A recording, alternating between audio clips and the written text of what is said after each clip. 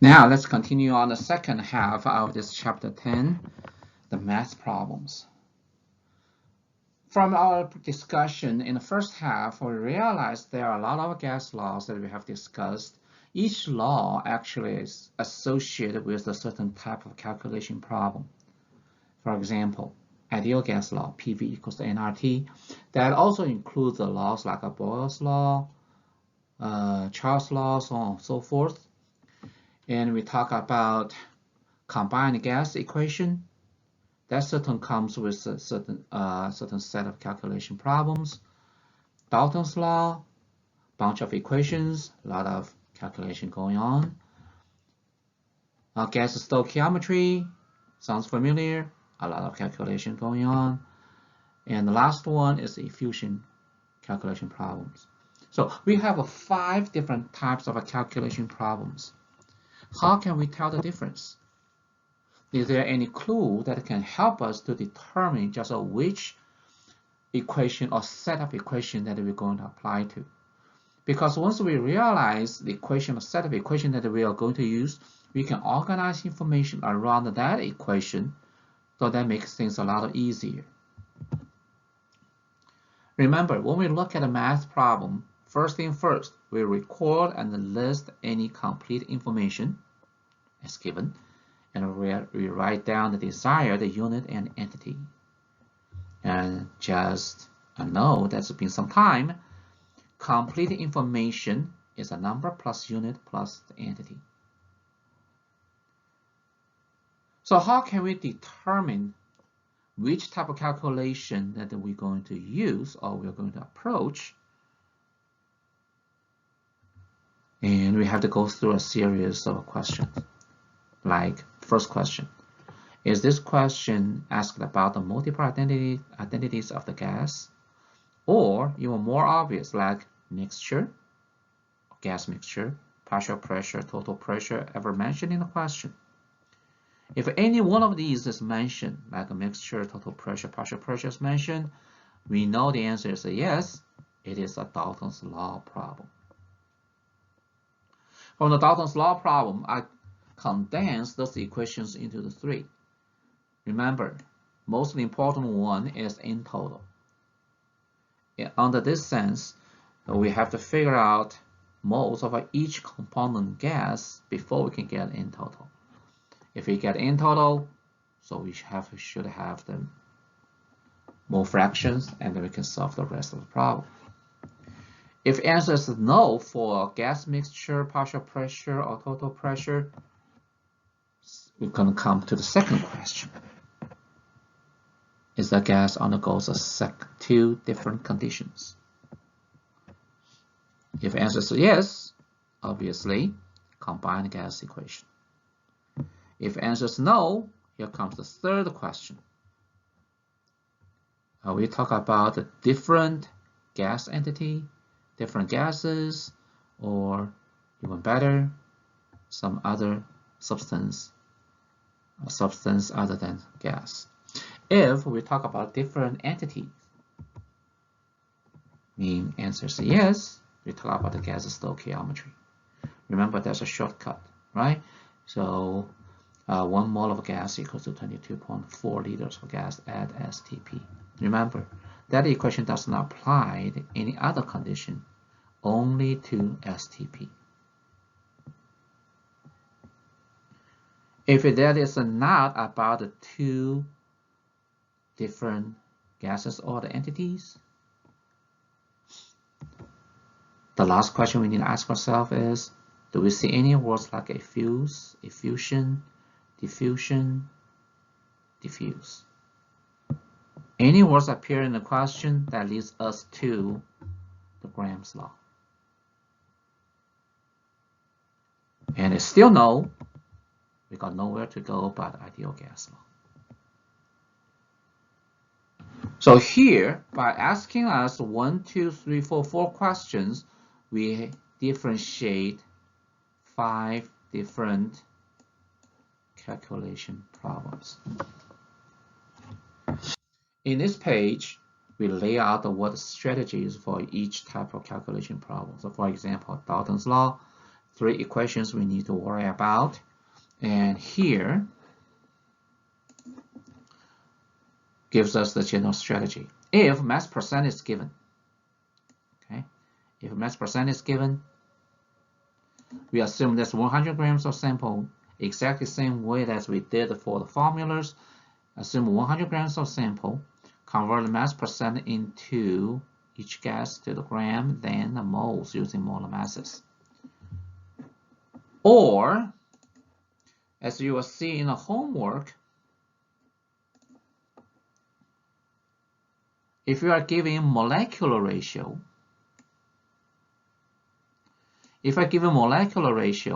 we need to convert the molecular ratio into the molar ratio. What's the difference? No difference. Molecular ratio is mole ratio.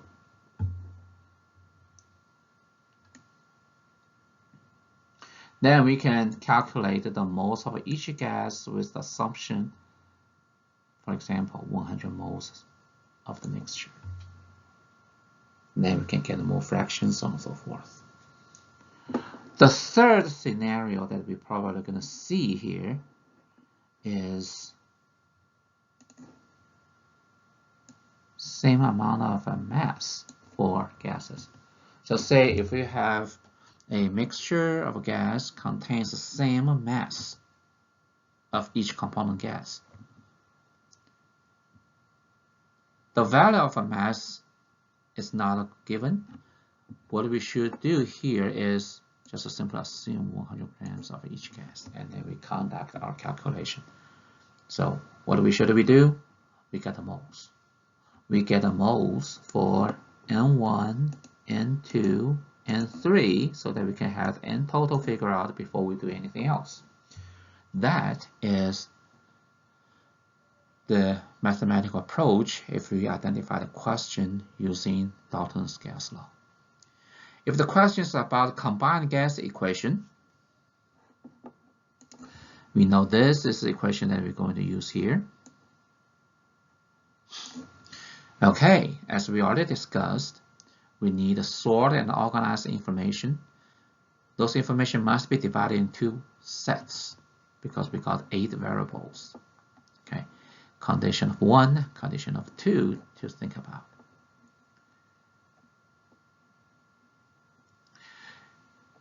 Another thing we need to worry about here is the same variable from a different set must have the same unit. For example, temperature must be Kelvin. And when we talk about the volume, they must be unified either as meters cubed or liters. Pressure must be either atm or Pascal, so on and so forth. And what is even more important, or the most important, find out the variable holding constant before and after change. What if nothing was mentioned, or nothing about this set of variables was mentioned? We can simply assume the variable is unchanged because the question doesn't say it. We can, under assumption, if it is changed, the question definitely will mention it. Since it's not mentioned, we take it as unchanged. So that is the combined gas equation. For the problems of gas stoichiometry, of course, there's a shortcut.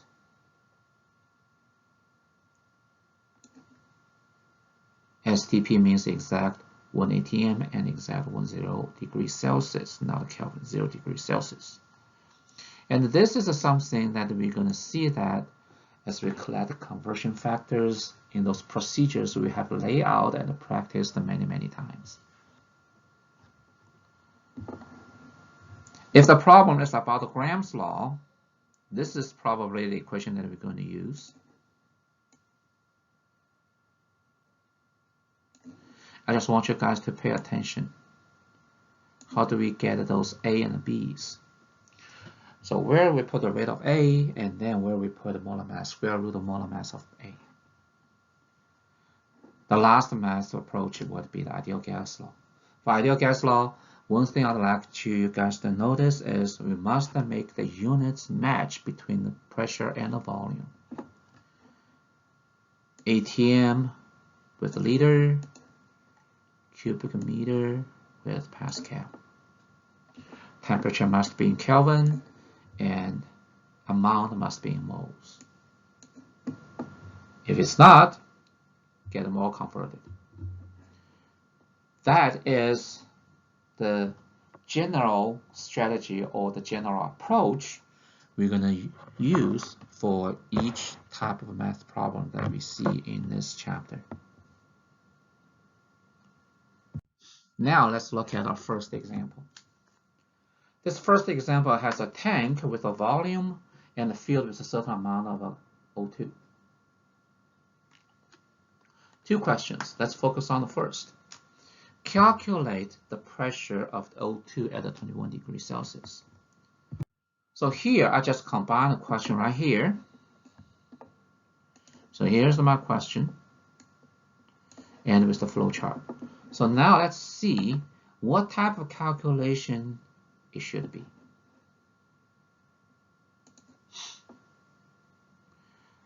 All right. First question we need to ask ourselves is that about gas mixture? I don't see a gas mixture because I start with O2 and with O2.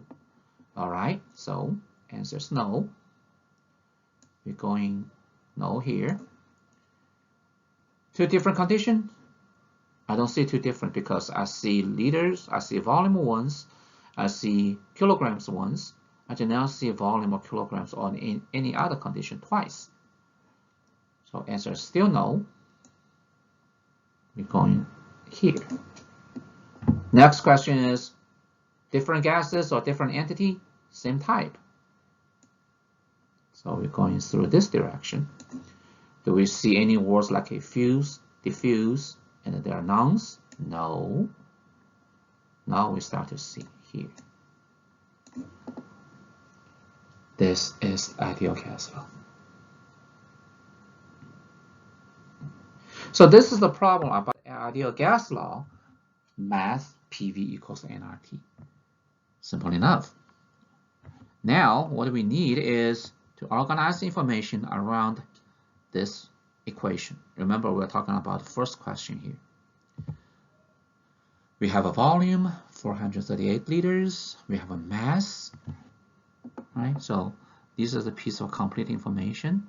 That is a piece of complete information with the identity or entity, and that is another piece of information. So we have three pieces of information. Remember, we try to use those symbols as much as possible. So we see the volume, so that's V. We see the temperature, so that's T. And you don't have M in the question, all right? So we put M for mass. Question wants us to solve for pressure. All right, so there are four variables, remember? We have four variables, 1, 2, 3, 4. Seems like three are given. We should be able to figure out the fourth one with a little bit more conversion, of course. The one important thing I notice is N. N is not about the mass. So how are we going to convert the mass into the moles? We need to use molar mass. And temperature cannot be Celsius, by the way. We convert the Celsius into the Kelvin. Now, in the process of obtaining moles of oxygen, so we have kilograms multiplied by 1 mole over 32.00 gram, which is the molar mass in reverse. Apparently, we see that kilograms and gram, they cannot be canceled out each other, so that's why we need to add another conversion. Convert gram to the kilograms to the grams.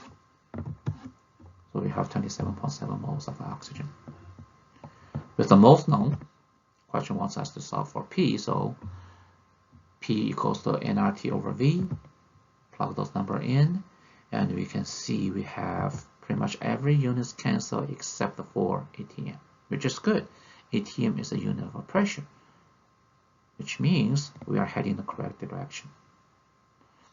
Okay, multiply every number on the top divided by the number at the bottom. We have 1.53 ATM. So for this math problem in this chapter, all we need is determine what type of calculation problem that is. Now, let's look at second question. For second question, now the tank has a slow leak. The new measured pressure is 1.37 atm. How many grams of O2 remain? So here I just highlight these two words, leak and new. Once we have something leaked, it means a different mass of oxygen inside. If you have a different mass of oxygen inside, we realize, okay, that is a different type of math problem. Again, one thing I'd like to point out here.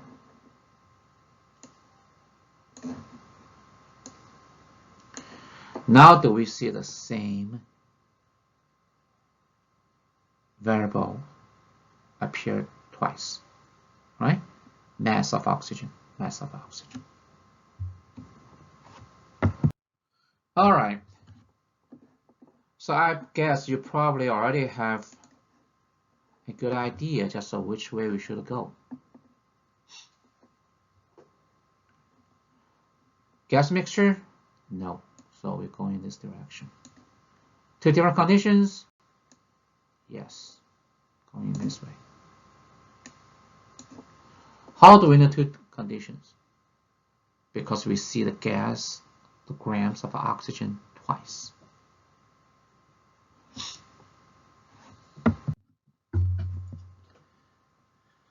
Another thing I'd like you to point out here is it says new. What do you mean new? New means that got to be an old condition. An old condition, before and after. Another way for us to realize it is the combined gas equation problem. All right. Now we have a P1 V1 over N1 T1 equals to P2 V2 over N2 T2. 8 variables for us to sort. As we organize information, remember we still have a question 1. So from question 1, we understand that is the condition 1. So for condition 1, so P1 equals 1.53 and 1 equals 27.7. This is something that we obtained from question 1. Now, we got the new pressure. Question wants us to figure out the number of moles before we can get a gram, which is what the question wants. Remember, there are 8 variables for us to sort out, and we only sort out 4 of those. Do we know the temperature? Do we know any change of volume? First, let's think. Question 1 is about how much before leak. Question 2 about leak. So we need to figure out new. Here is question indicating anything change about temperature. No. Since we got a tank of oxygen, do you really think a volume of tank can change easily? No. So that means we need to figure out the temperature of T1, T2, V1, and V2. And of course, according to this question, we do have the values. But we need to be prepared the question of T1, T2, or V1, or V2. In other words, the set of variables that without values. They only give us ratios. For example, temperature drops in half. So how's the T2 related to T1? If a volume doubles, how's the V2 related to V1? This is something that you're going to experience in a homework assignment. All right, so now that we understand, we're going to use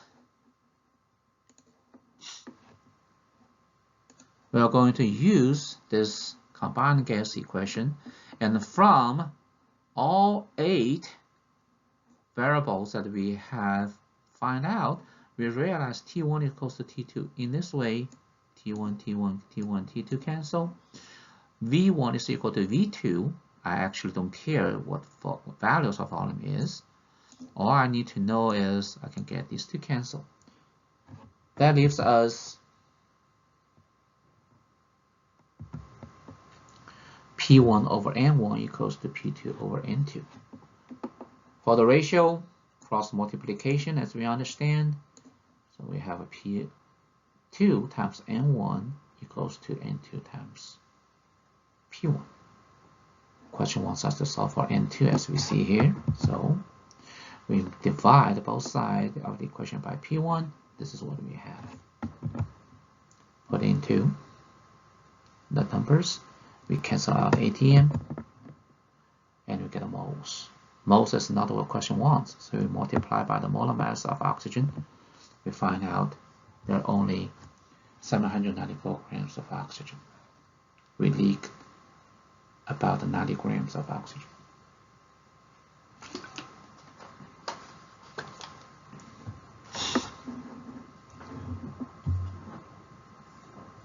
Here we have seen two different types of calculation problems. And that flow chart, if we just keep on practicing, okay, get familiar with those questions we want to ask ourselves to identify just which type of calculation problem that is pretty soon. Okay, so we can get it independent of those flow chart. We just need to know just what kind of keywords that show up in our question so that we know what it is. Here comes the second type of question, problem. All right, so we got assembly is placed by the mixture of noble gas. So here I highlighted for the reason, as you can guess. Right? So I highlighted it, so the keywords is mixture of gases. So you should have a pretty good idea just what kind of a calculation this problem is going to be. Well, let's read it through the question. The question contains 9.91% of helium, 27% of neon, and 63.1% of krypton by weight at STP. So another word that I'm interested in here is STP. What is STP? Standard temperature and pressure. Temperature 0 degrees Celsius, pressure 1 atm. Calculation. So question wants us to calculate the partial pressure of each gas. Again, another clue. Partial pressure. Alright, so we see two sets of keywords. Gas mixture, partial pressure. Now as we go through this flow chart, you may probably not have to. So from here, we see gas mixture, we see the partial pressure here. So obviously we're going to this direction. That leads us to the Dalton's law. Remember, for the Dalton's law, first thing first is to get moles. Alright, so now we realize it is Dalton's law. Let's summarize the information. How many pieces of information do we have here? We have 9.91% of helium, 27% of neon, 63% of krypton, and STP. We need to translate STP back into the total pressure and the temperature of the gas mixture.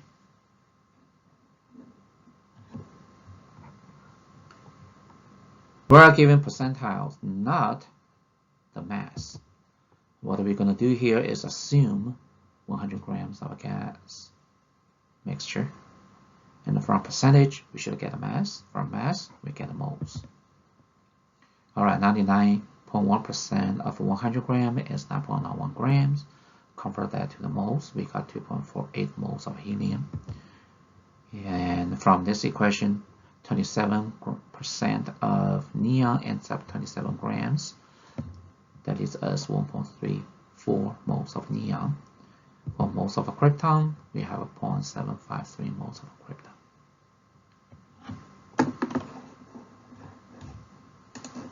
Now that we know the moles of each component gas, we should be able to figure out what the N total is. With the N total known, we can calculate the mole fraction of each gas. Remember, mole fraction equal to moles of a gas divided by N total.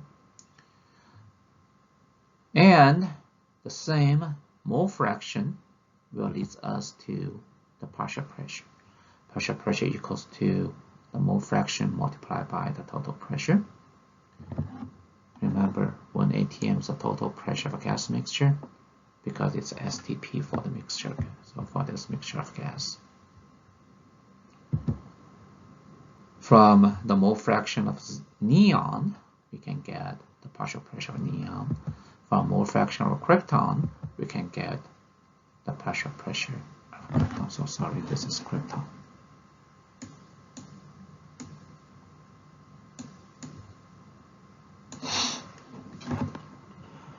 Technically, we are done.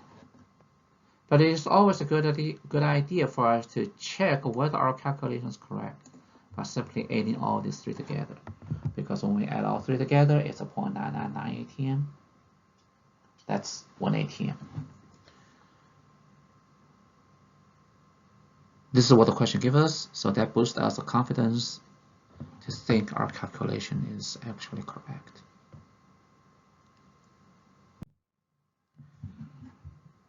The third question. After all the practice that we have tried, for some of you guys, I just hope for all of you guys, we should be able to realize the type of calculation by simply looking at this equation. Because once we see the chemical equation provided to us, 95% of the time, it is about the stoichiometry. If that's about the stoichiometry, that is stoichiometry calculation problem. All right, so let's see. So where does the flow chart leads us? Gas mixture? Of course not. So we go in this direction. Two conditions? Of course not. Here. Two different gas entities? We have one gas of sure, and the other one is lithium oxide. So it's a yes. That leads us right here. So the flow chart leads us the same type of calculation, the gas stoichiometry. The one that I'd like to point out here is according to the question, we see, all right, so this is a carbon dioxide, the question wants, and the question tells us the lithium oxide. So that's two different substances. So let's go back to this question. We organize information. Remember, this is about the stoichiometry. Gas or not, we follow the procedures that we have laid out for the stoichiometry. We organize information, read and record and list. So we have 1.00 kilograms of lithium oxide, and question wants us to figure out liters of carbon dioxide. What are these? Products or the reactants? They're both the reactants. Okay, so we now know, we only know the amount of one reactant, which means this question is not about the limiting reactant. Now that we are given an equation, so we can figure out stoichiometry between these two substances. That's a 1-to-1 ratio, apparently. So the 1 mole of lithium oxide equals to 1 mole of carbon dioxide. Do we need any more conversion factors? Sure. Let's go through those procedures we have laid out. Density, concentration, none of these have been provided by the question, but the question does give us the kilograms, the mass of the lithium oxide. So we need to get the lithium oxide, the molar mass of that, and write them into this equation format. Numbers are not mentioned. However, our last step, remember in the previous chapter we said STP says something about a gas. Now we're talking about STP. When we have the STP, that is the conversion factor. We do not have to go through PV equals to nRT for the calculation. This is a shortcut, especially good for a gas in that condition, STP. All right, so we have figured out the 3 conversion factors. Given these are entities the same? Of course it's not, so that means it's a stoichiometry. Once it's a stoichiometry, now we start to see. So say this box is about the lithium oxide. We know the grams of lithium oxide. So going to the moles of lithium oxide. And from moles of lithium oxide, we can go to the moles of carbon dioxide. From moles of carbon dioxide to the liters of carbon dioxide.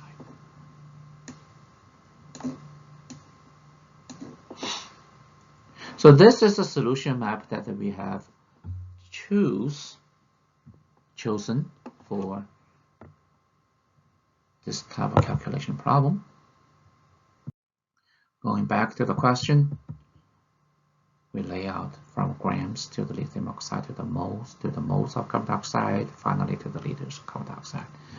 3 arrows, right? 3 arrows meaning 3 conversion factors, and then we have just found the 3 conversion factors from those procedures. However, kilograms is not the unit the question gives us. We need to go one step back. So starting with the kilograms. All right, so this is a solution map that we have just to figure it out.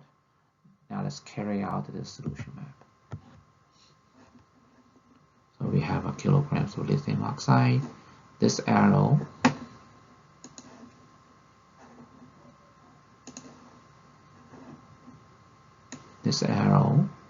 is responsible for this conversion. This arrow can be interpreted into this conversion. This arrow here, molar mass of carbon dioxide. I'm sorry, this is carbon dioxide. Oh yes, that's true. I'm sorry. So this is arrow, this is about the stoichiometry between the 2 moles. And finally, this arrow is what this conversion factor. All right, so our answer is 750 liters of carbon dioxide.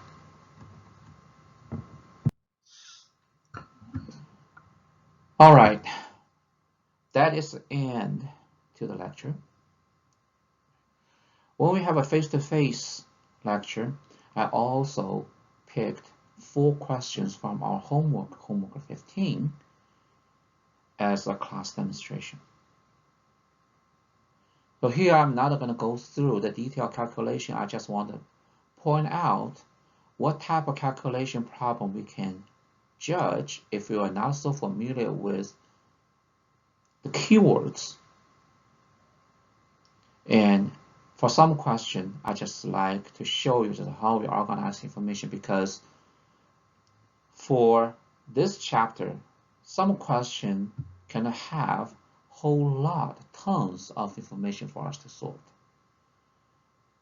That is the point I said at the very beginning when we did unit analysis.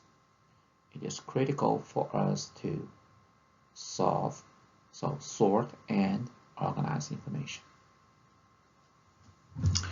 All right, so here is the first question from homework, question number 4 from homework 15. All right, so according to this question, it says, okay, so let me use the highlighter. It says 20 liters of balloon filled with the pure helium at 1.20 atm and 25 degrees Celsius. Now the question asks for the liters. What's the volume in liters? You see what I'm getting at? 2 different values. of a volume. What does that indicate? Let's go through. Gas mixture, partial or total pressure. I don't see any, right?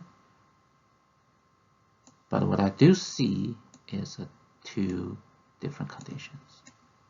So going here, and going here. I just hope that you can come up with the same conclusion as I did. It is the combined gas equation. Because the question gives us the volume and asks for the volume again.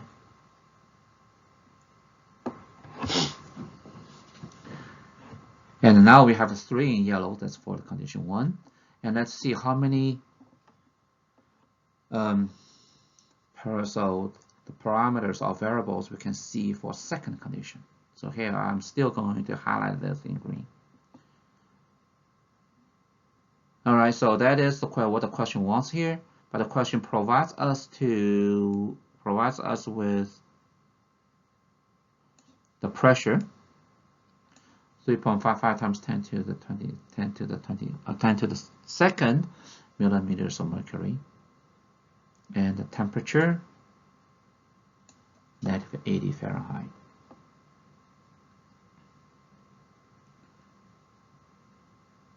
What else does this question not mention?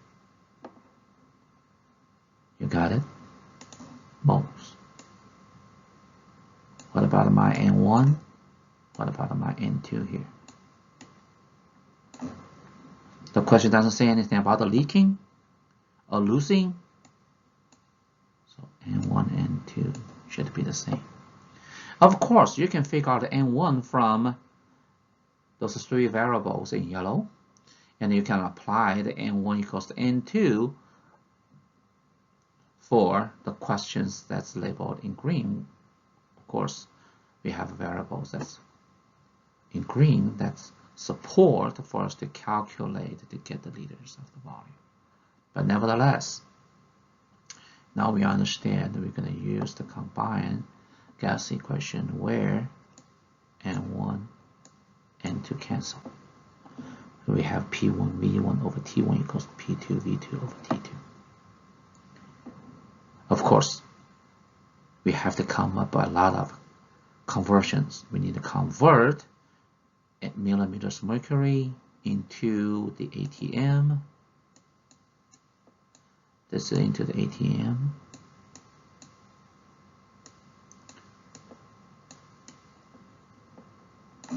And what is even more tedious is to convert the Fahrenheit into Kelvin before we apply this equation to figure out what the V2 is.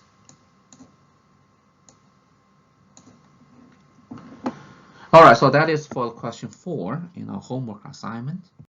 Now let's look at question 5 in our homework assignment. What type of calculation problem do we think this one is? As we read the question, we find out air. Air is a gas mixture. That is obviously enough for us to use as keywords to find out which type of calculation it is. If air does not alert us to realize it's a gas mixture problem, we also should be able to realize it by reading nitrogen molecules and oxygen molecules. That is obviously enough for us to realize, okay, there are 2 different types of gases, multiple identity. And by the way, at last, question asks for the partial pressure. What can be even more obvious for us to realize? It is the Dalton gas law problem. All right. Now we have Dalton's law that we know as equations for us to solve the problem. As we already point out,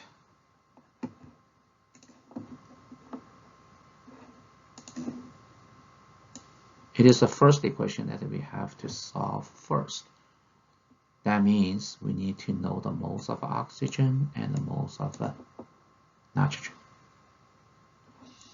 How can we read from this question? The question says 78% nitrogen molecules and 21% of oxygen molecules. If we have a ratio of each individual molecules, remember if we multiply by the Avogadro number to the nitrogen and to the oxygen, we get a molar ratio. Have that been said, the molecule ratio is molar ratio. So we simply erase those molecules as cubes, so keep no mole. So 78% nitrogen moles, 21 moles of nitrogen molecules.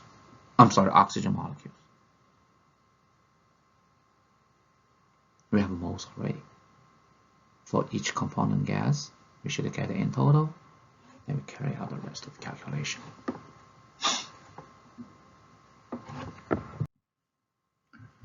The third question I picked from our homework is question number 7. In that question number 7, there's so much information as you can read. All right, so we got the liters of argon, we got the pressure of what? Argon. Temperature of argon. And, okay, so we talk about a different substance now.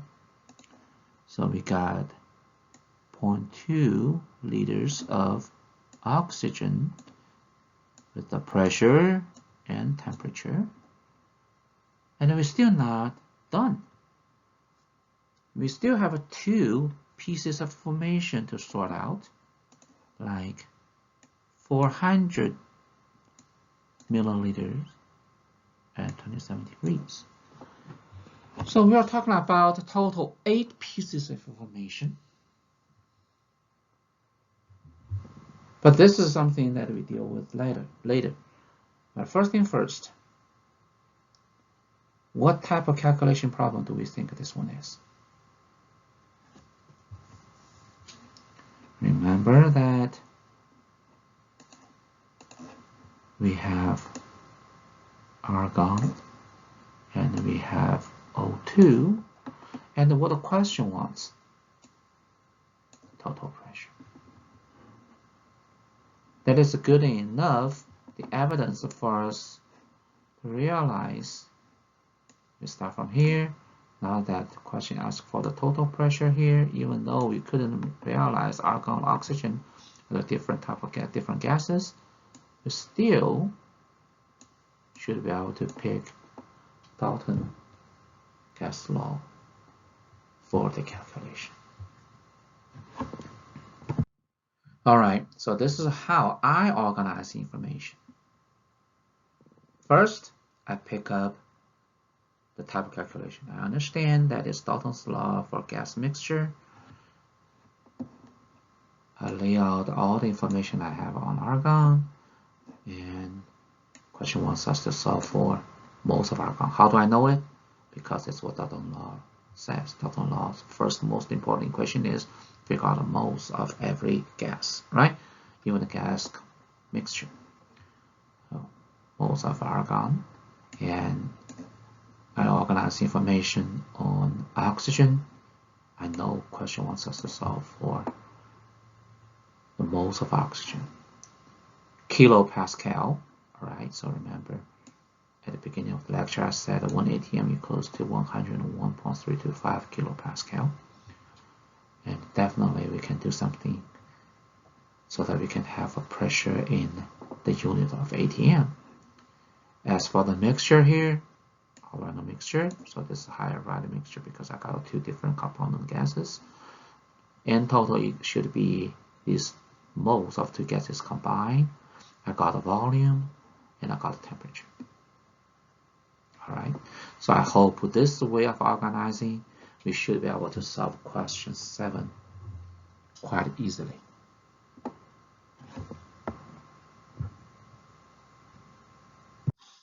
The last question I picked from homework is question number 8. Question number 8 says, how many grams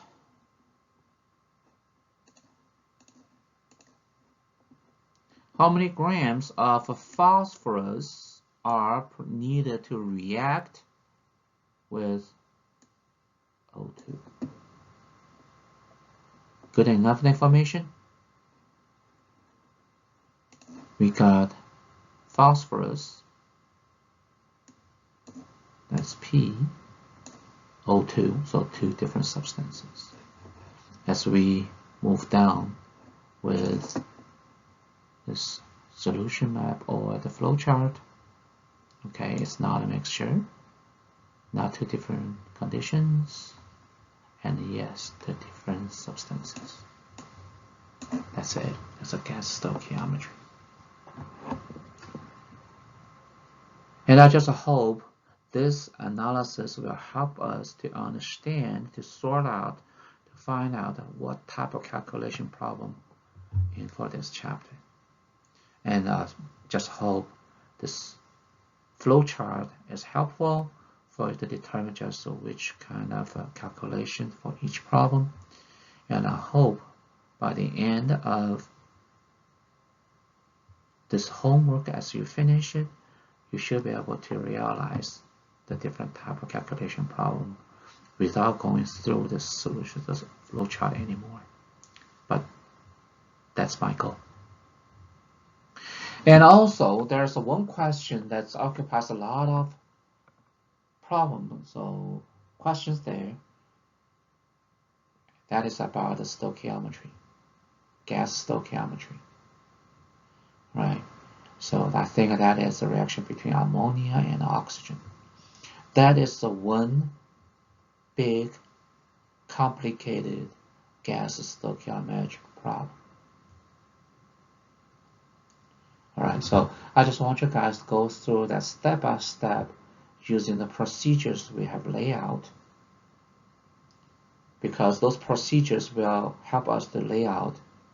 This is the problem about the stoichiometric. On the top of the stoichiometric problem, we realize this limiting reactant problem. And with the limiting reactant problem, we also need to figure out just the amount of excess reactant. Why? Because it's a gas.